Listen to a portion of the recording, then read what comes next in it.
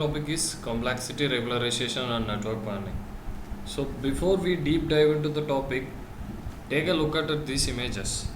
So as we move towards the right in this image, our model tries to learn too well the details and the noise from the training data, which ultimately results in the poor performance on the unseen data. So we have seen the concept of underfitting, overfitting and just right. So how we are going to relate it with the complexity regularization is what we are going to see now. So, relating with this image, in other words, we can say that the complexity of the model increases such that the training error reduces but the testing error doesn't. So, you could note that as the flow goes, the training error is getting more reduced a lot, but whereas the test error increases. That means that our model is not performing well. So, regularization is a technique which makes slight modification to the learning algorithm such that the model generalizes better. This in turn improves the model's performance on the unseen data as well. So, with what we are learning in the context of the backpropagation algorithm learning or any other supervised learning procedure for that matter, we may realize this trade-off by minimizing the total risk expressed as a function of parameter vector W as follows. So RW is equal to EAVW plus lambda ECW.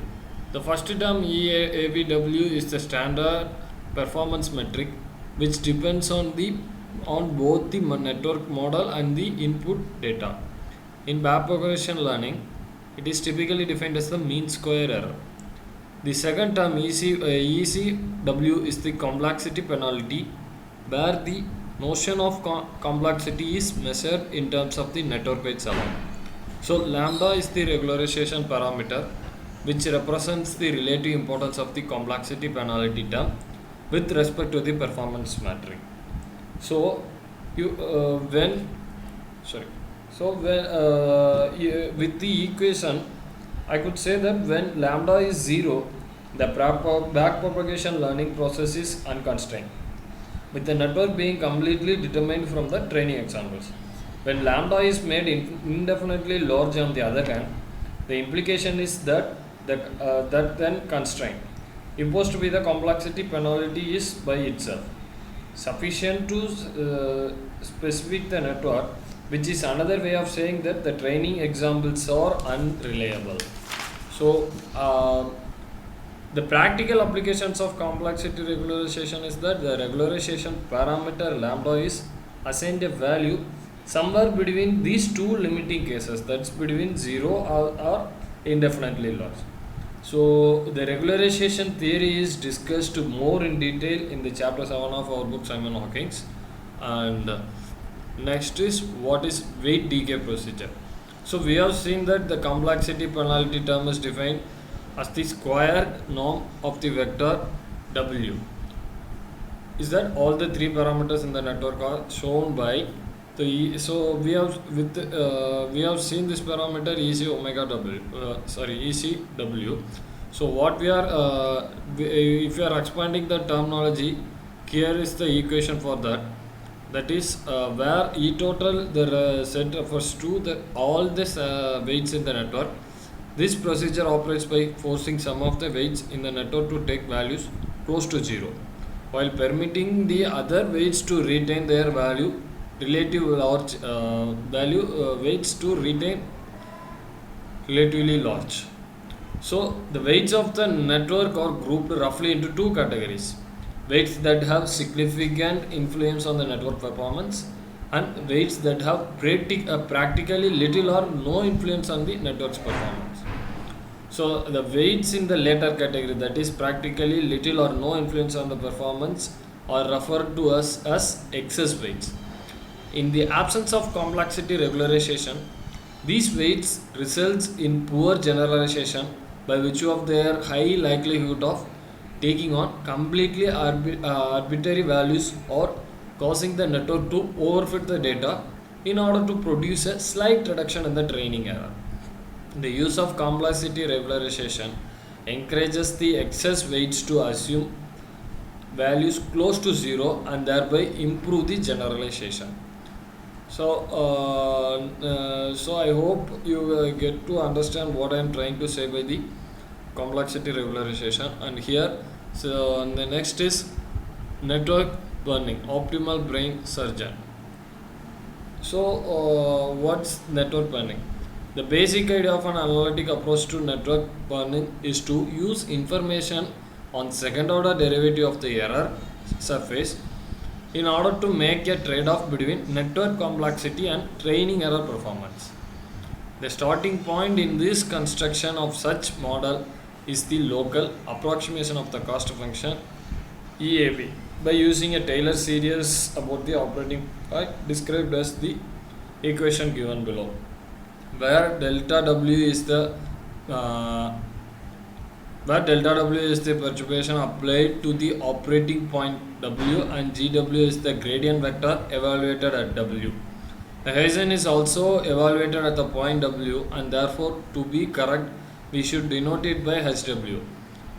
We have not done so in the equation, that is 4.97 is this one. So merely to simplify the notation.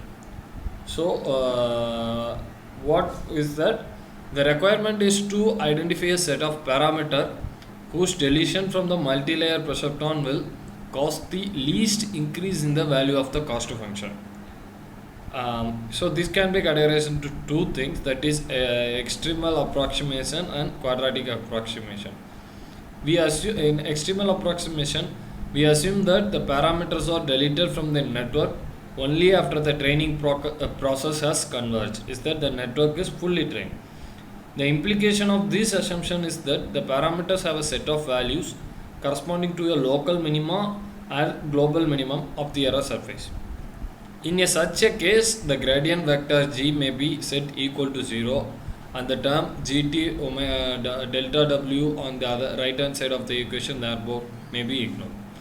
So this is what I am trying to explain over here. So what in the cost function.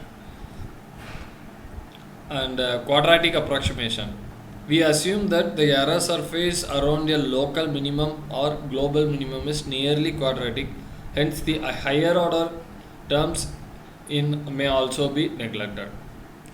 So under these two assumptions of the equation this 4.97 is simplified as delta EAB is equal to EW plus delta W minus the EW, that will causes the 1 by 2 delta WT H of delta W. So this provides the basics of a burning procedure called optimal brain surgeon.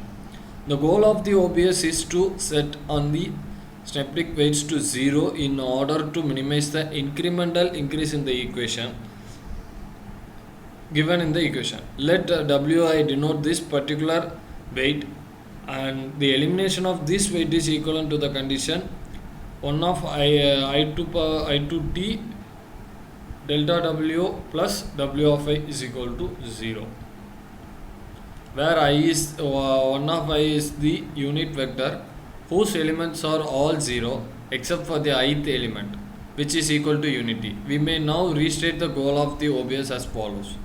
So minimize the quadratic form with the equation with respect to the incremental change in the vector weight vector delta W, subject to the constraint that 1 of I to T delta W plus W of I is 0, and then minimize the result with respect to the index I.